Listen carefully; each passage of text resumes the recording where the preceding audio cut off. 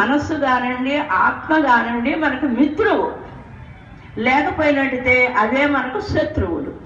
మనస్సు అంటే ఎక్కడి నుంచి వచ్చింది?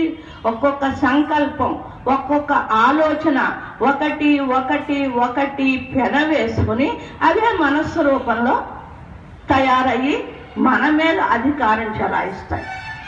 ఇంద్రియాల మీద అధికారం చెలాయిస్తుంది.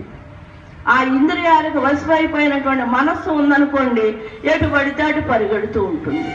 అలా కాకుండా ఆ ఇంద్రియాన్ని మన మనస్సులోకి, మన ఆధీనంలోకి తెచ్చుకున్నాం అనుకోండి, మనం చెప్పినట్లు అది నడుస్తూ ఉంటుంది. అదొక్కటే మానవులమైన మనం చేయవలసింది ఆధ్యాత్మిక విద్య. ఈ ఆధ్యాత్మిక విద్య అనేది చిన్నతనం నుంచి కొందరికి సహజంగా వాళ్ళ యొక్క తల్లిదండ్రుల దగ్గర నుంచి సంక్రమిస్తూ వస్తుంది. కొంతమందికి కొంచెం పెద్దవాడైన తర్వాత కొంచెం ఆలోచన పరంపరలో మనం ఎక్కడి నుంచి వచ్చాం, ఏమిటి తింటున్నాం, తాగుతున్నాం, రోజు చేసిన పనే చేస్తున్నాం, కడిగిన మొహమే కడుగుతున్నాం, వండుకున్న పాత్రలే మళ్ళీ కడుక్కుంటున్నాం, మళ్ళీ తింటున్నాం, మళ్ళీ పడుకుంటున్నాం, ఇంతేనే వెధవ